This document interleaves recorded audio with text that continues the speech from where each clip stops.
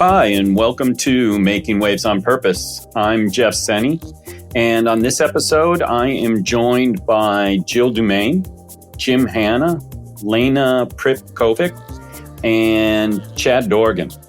These are all of my colleagues at Fractal CSOs. It's a boutique consultancy that we brought together with the five of us. Collectively, we have 150 years in the sustainability space, and we're working together to help companies advance on their sustainability journeys. We offer a variety of services, coaching, fractional CSO, project support, you name it, we're doing it. And we have a really interesting approach where we bring all five of us together as kind of a brain trust. And while we'll have a single one of us will be a lead for each one of our clients, the rest of us will support that. So we bring a really multidisciplinary approach to the work together. And I'm super excited about having this group of colleagues to help advance our clients' efforts. And today it's going to be all five of us having a discussion. And over the coming weeks, I'm going to have a discussion with each one of the other partners one-on-one. And with no further ado, I bring you Fractal CSOs. Jim, Jill, Chad, Lena, so good to be with you today. Thanks, Jeff. Thank you. Thank you. We are delighted to be announcing to the world our endeavor here, where the five of us have gotten together and created our own Fractal CSOs, a boutique sustainability consultancy. Let's start. We're going to come to everybody introducing themselves, but let's start with Jill and a little bit about our origin story. Happy to. I'm Jill Dumain. And in February 2023, when I stepped out of the corporate vortex and decided to take a gap year, everybody decided I shouldn't and kept coming at me with different ideas of how to stay engaged. And through just networking and talking to people, I realized, no, I'm stepping out, but I'm not done. And looking back on my experience and trying to think about, how do I take these decades into something useful and in a bit of a payback to the industries that I've worked in and really loved and enjoyed, but also train up the next generation so that I can actually step out of the corporate life for real one day. But as I started talking to people, it was this one woman that I was speaking to with some of this, and she sort of named in an umbrella all these pieces that I had been talking about. And she said, you want to be a fractional chief sustainability officer. And you have the experience, you have the expertise, you have the depth of knowledge, you have the network, and you have the passion for what it is and really bringing up this next generation to step into these sustainability shoes. And that clicked with me. It was like, she's right. I'm not the person to hire to do a carbon footprinting. There's many more talented people in that world than I am. But I realized with my background and my experience, I had all these different pieces of sitting in the practitioner's chair, talking to NGOs about hard, difficult things, talking to journalists that wanted to try to get their aha story. Whatever it was, working with supply chains around the world, there were all these pieces that could still have benefit into the industry. And then I started talking to my colleagues in the classic sense of networking and bouncing this idea off of basically each of the four of you. And I'm really thrilled about how organically this company came together. You know, we didn't force anything. We had a lot of conversations about how do we work together? What are our philosophies? What are our values? And that then clicked as well. And so now here we are with the five of us together, super excited about starting this company. I am too. And I think there's really something special about bringing the diverse skills and experiences together that we all have. It is interesting how many people talk about, and in fact, Lena and I talked about this the other day when we were on the podcast, about part of this role is kind of like chief translation officer. And in some ways, we all speak a different sustainability dialect, whether you come from construction or retail or apparel or IT. It's all the same concepts, but expressed and manifest and executed in quite different ways. So I think there's real power in that. I couldn't agree more. I think being able to pull from these other industries and learn to bring into our areas of expertise is really some of the unique power that we have here, and efficiency and effectiveness. Like, you can go very quickly to a really good vetted concept when all five of us are in the conversation, bouncing stuff back and forth.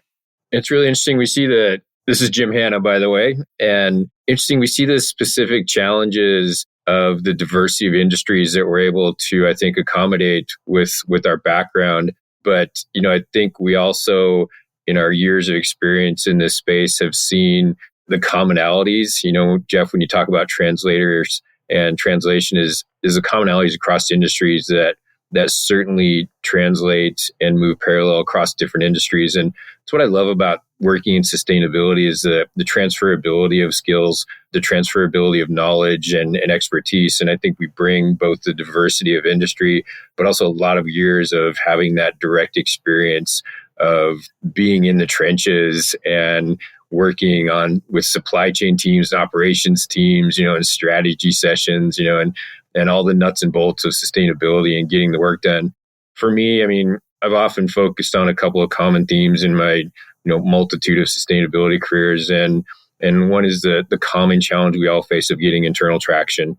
And, I think a lot of us have talked about this, but when we network with our peers and we talk with our peers about some of their greatest challenges as sustainability professionals, it's how do they actually gain internal traction and buy off for the programs and the investments that they're trying to make, and I think that this group has a real unique and diverse and long-term experience of how they went about getting internal traction in their various businesses that they've operated in and can share that experience now, across diverse industries as well. So I think that's real critical for me, is being able to spread some of that knowledge to peers who may be just starting up in the industry, as new sustainability professionals, or even folks that have been long-term in the industry and, maybe reporting to senior leadership now, but still struggle with getting that internal traction. And for me, helping make that business case for them trying to justify the investments in the programs that they're trying to get across the board, and looking at the experience of my teammates here, it's really exciting that we've all gone through those experiences.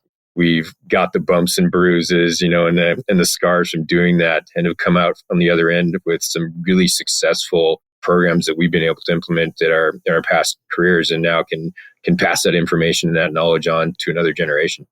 I love that. Lena, you said something some time back that I have shamelessly plagiarized, which is that traction requires friction. I love that idea. And you want to introduce yourself and talk a little bit about that? Because I love this idea of how to get traction. I think Jim said it really well. Like, that is one of the challenges in the space. Yes. So thank you for letting me talk here a little bit. So my name is Lena Pripp Kovac, and I have an accent. I come from Sweden, and I've worked my entire life almost in Europe, sometime also in the US, but sustainability has been the theme through my career. And business development, innovation, and sustainability, I would actually say. And when we talk about the language of translation and interpretation, I think it goes from there too. It's actually to understand the business language and understand the sustainability language and combine them in order to get traction. And I do think that the friction is not something you should hide away from, because it is actually multiple views and perspectives that you have to look into when you move. And that's why this group is so full of energy from my perspective, because no one can be an expert of everything these days. And the daunting task of being a sustainability manager or business developer, for that matter, that has to bring in everything from geopolitical risks to supply chain climate footprint to human rights in the supply chain and the risks of that. You have to be able to combine all these things to make a good development. And I actually think this is the group that I wish I could have looked up when I worked as a CSO. Someone that I could have pressure tested my thoughts and pressure tested my programs with, because it is so broad. It is so many things that you need to do. And when you find that traction, I would say that sustainable development and business development is one of those things where you can say, it doesn't work, it doesn't work, it doesn't work. And then all of a sudden it works amazingly. And during that journey, it is very nice to have peers to support your journey and your traction. So that's what I think that this group can also contribute with through the traction, actually make these movements. I love that. And Chad, you and I spoke, I think just a couple of days ago about one way you can get traction too is connecting sustainability to other issues that the company is focused on or the industry is focused on. For you, that's often quality because of your background in quality and construction. You want to introduce yourself and talk a little bit about that? Great, Jeff. Yes, I'm Chad Dorgan. As Jeff said, I approach sustainability from the company's perspective because I think every company behaves a certain way. They've got innate core values that whether they document or not, that's how they operate. And I think a lot of challenge I had in the past is I'd come in and I'd try and change what they were doing, but there was always that resistance. So over the years, I've just learned how do you tap into how they operate and then bring sustainability into their terms and the way they want to do things. And you can still change them over time, but you don't have that immediate upfront friction. Like Lena said, friction's good, but also if you hit a brick wall, it doesn't get you too far. I think there's a lot of opportunities out there that we've learned the hard way. We've hit those brick walls. We've bounced back a lot of times, but then through this collective, we're able to see those a lot earlier. And I think that's why I love this group so much is I'll be going on a path. I'll come back to the group saying, hey, I'm seeing this, this, and this. And 3 other ideas come up. And I kind of relate it to a coach. You know, I'm running this race around a track, but I may not see that I'm doing something wrong. So our collective is able to have that broader view, come in for 15, 20 minutes a week, discuss something, I fixed it. And that's the value we bring is we're not bringing just me, we're bringing all of our combined experience that really gives that better solution. But it's not today, it's that ongoing discussion that we bring to clients and to companies to make them better faster. And I think the collective experience is particularly important in an industry like corporate responsibility, ESG, DEI, sustainability, whatever you want to call it, because it isn't a mature space yet. It is still a maturing, maybe an adolescent or young adult in some places, but it is not finance. It is not HR. These are not established functional units within companies that have existed for, in many cases, hundreds of years. This idea of corporate responsibility, most of the jobs and the people that we work with, the job didn't exist a decade, certainly 2 decades ago.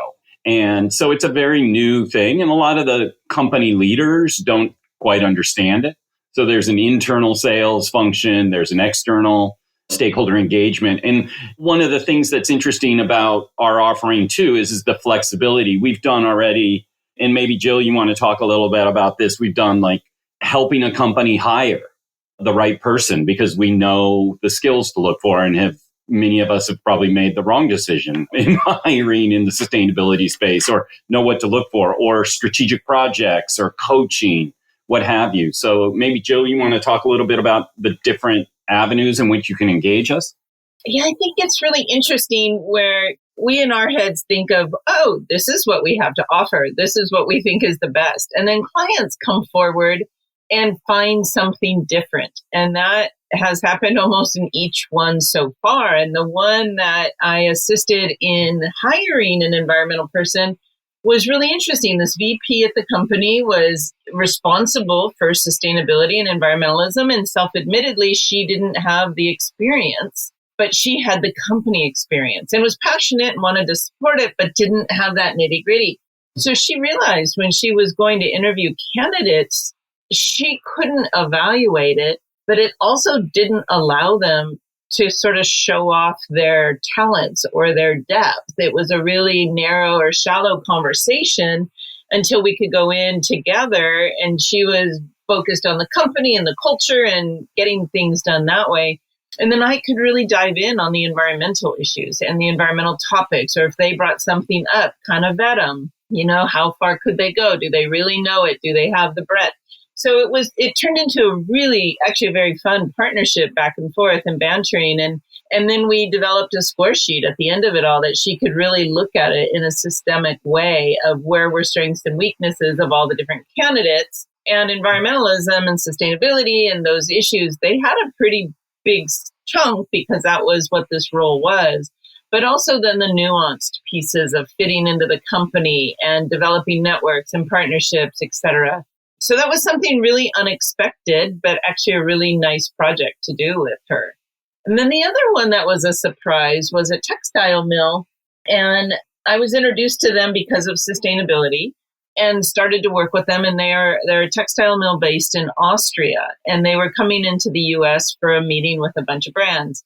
And so the first piece of work was to evaluate their presentation and give them feedback. And as I got to know the company, there were two things. One, they hired me to look at the sustainability information, but they kind of got a 2-for-1 because I couldn't help myself to fix the textile information for a US brand audience. And it was just a matter of terminology or explanation or depth of information, saying this is more appropriate for a brand or this is the way they're going to recognize it. And for them, all of a sudden, a little light bulb went off like, wow, there's this intersection of textiles and sustainability that they don't have on staff. And so I was able to speak to the core of their business, but then also bring in the sustainability information. So that was also really a little bit of a path of discovery as we talk to clients. Where can we best help and support them? I think that's one of the really interesting things about this too, is the different ways in which we can support. So as this coach, as this kind of strategic partner, or a company that doesn't have the function, isn't ready to hire for the function, but may want a part-time leader with our experiences to come in as a fractional chief sustainability officer. And I think we've talked to clients, some of which know what they want. We need you to go do this for us. So very project specific. Others that don't really know what they need or want and want us to help guide that and maybe give them the toolkit so that in the future they can do it themselves. We're very much a company that believes in helping that people who want to fish for themselves. Will help you with that. We're not trying to create annuity plays in terms of our consulting agreements, but rather make sure that there's a win-win every step of the way. Any other interesting pieces of our offering that jump out to folks that we want to highlight here? It's really interesting what Jill just captured, I think, is a great reflection of this organization, and what makes it unique is ultimately we're business management advisors and strategists who happen to know the sustainability industry really, really deeply and well. And I think what a lot of times you'll see with traditional consultants is a high level of technical knowledge in sustainability consulting, and Jill mentioned doing carbon reports and the like all day long. And certainly there are organizations out there that are fantastic at that. But because of the depth of our experience of the individuals within this organization at integrating into the business and being a critical part of driving profit within that business and driving the success of that business, we've learned to tailor the way we work as business drivers and not just sustainability drivers. And Jill's experience in textiles, I think, is a great example of that, where she was able to help this company with the business need and a gap within their business acumen to really help drive P&L within that business using the sustainability lens and using our business knowledge. So I love that part about this organization, and really what drives the uniqueness is we've all been there at understanding that necessity of integrating sustainability as a driver of P&L, as a driver of business success. And Jeff, I always love when you say this, we're unabashed capitalists, and we see the value of getting that traction that we all talk about by demonstrating that we contribute to the success of whatever business we are part of or whatever business that we're helping and consulting. And and I love that lens that we bring to the conversations with our clients is, look, we're going to help your business succeed by investing in sustainability, by getting smart on sustainability, and by doing the necessary type of things that we need to do with sustainability. But at the end of the day, it's a business conversation that we provide for our clients. And to build on that a little bit, Jim, with this same textile client, it was really fun in the first meeting when I was there with their salespeople. And this one woman in particular, whom I've worked with for a long time, and we could look at the fabrics, understand the sustainability story, but then dive into our networks. And as we looked at fabrics, understood the story, she and I could go back and forth like, oh my gosh, this would be perfect at this brand. They believe in this. These are the values. This is what they're making. This fabric would be great. Who do you know there? Who do you know there? How do we dive in? And the CEO was sitting there watching this sort of ping pong conversation, thinking, okay, another benefit is this network, that we've all been in our networks for so many years that we have just a reach that he didn't have. So it was, again, being able to connect him to customers that had the right kind of product in their line to match his fabrics with the sustainability values. And Jeff, I think also one way I approach this is a lot of what we do is fill gaps. So this can range from a small company who just doesn't have leadership, or it could just be, hey, we want to be sustainable, but we don't have a roadmap, so we can fill that gap. I think on the other end is, even very robust programs have gaps. It could be that someone's going on family leave for 1 month to a year. Well, how do we fill that where the program doesn't stagnate, but we can continue to advance it because we sat in that seat? But there's also gaps within a program that there's only so many hours in a day. And I think one of the big ones that I see value to is every company has supply chain where they're trying to influence supply chain, but they can't help those companies. Well, we can come in and help those companies directly as their leaders.